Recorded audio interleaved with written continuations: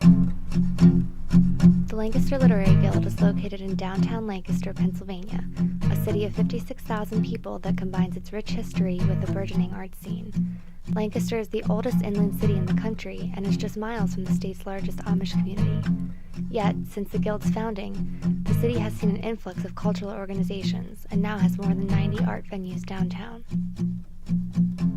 The Lancaster Literary Guild is the only community-supported literary guild in the United States. Betsy Hurley founded the Guild 10 years ago. We started the Guild in 2000, 10 years ago, and we were a one-woman operation. That's pretty much what it was. It was just my sense of wanting to do this, and my passion was the energy that was propelling this onward. It was just something that I felt that I needed to do when my mother died, and I came to Lancaster to take care of her. So I thought, how can I stay here and have a good reason to sort of do something to honor my family? And that was really the main reason. It was something that had always been a great love in our family. I can remember my mother reading every night before she went to bed, going to bed early and reading the New Yorker. And my stepfather was really an addicted reader. He would be the best example of everything you would want to see in a reader. So I had all the good examples, and the interest in reading was always there from an early age. Author Jan Groft just finished her second book, titled As We Grieve. She first got involved with the Guild by visiting local schools to work with middle school students. Since then, she stayed involved in the Guild's work throughout the community, particularly its lecture series. Lancaster is a small city, but I think that the Literary Guild has brought big talent right to our doorstep. And when you get to see and hear the author who is behind the words on the page, I think it does a lot for connecting the reader with the work, and really with reading in general. Barbara Strasko is Lancaster's first poet laureate.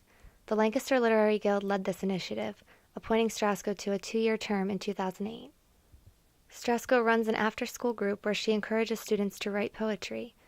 And as far as my students, and even adults, I find that, when they write a poem and then they share a poem, and they write amazing things, that they're kind of validated and they feel important. She brought some of her students to the Guild's most recent lecture, featuring Jimmy Santiago Baca, a convict-turned-poet who taught himself how to read and write while in prison. So I just kind of hung out in my boxer shorts, learning how to read and write. I read Emily Dickinson, Faulkner, Hemingway, Turgenev, Chaucer, the medieval, the Romantics, all of them. I was feverish. I was going crazy with reading poetry, and I had no idea that it was changing me. The event was held at nearby J.P. McCaskey High School in an effort to get students to attend. It worked. Students, teachers, and community members sat together to hear Baca speak. It is this kind of diverse community of readers that the Guild is trying to reach moving forward. Looking back on the Guild's work over the last decade, board member Jack Shank remembers its humble beginnings and just how far it's come.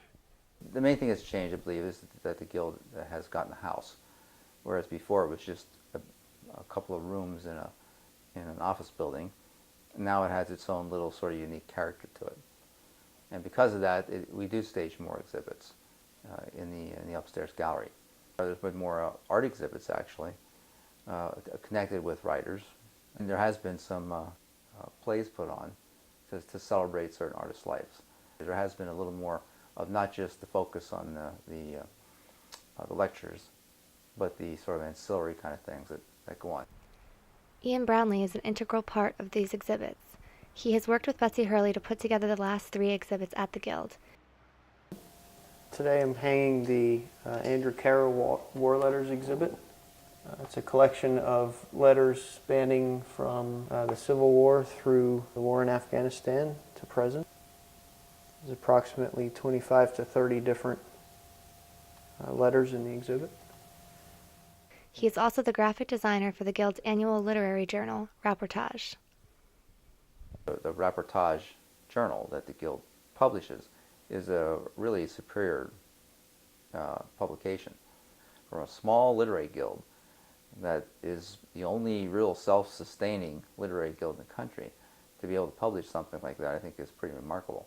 You have to give Betsy a pat on the back. She is amazing, and she is, I think, I read recently that old saying that if you have faith even as small as a mustard seed, all things are possible. And that's Betsy to me. She has stayed with it. She has such a commitment, and we all have a lot to be grateful to Betsy for when it comes to the literary scene in Lancaster. I guess when I see that the Literary Guild is growing each year, that we're able to, even in these difficult economic times, to keep going and have another year of lecture series and exhibits, another journal, that's when I feel that I'm happy, I'm satisfied. Robert Bly said, I'm eating the honey of words. Well, I feel like I am really enjoying my association with the Guild, that those things that keep growing and the programs that we share with the wider community, that's really what it was intended to be. That's our mission. It is this mission that will drive the Literary Guild's work into the next decade, as it continues to build its programs and bring prominent American writers to the local community.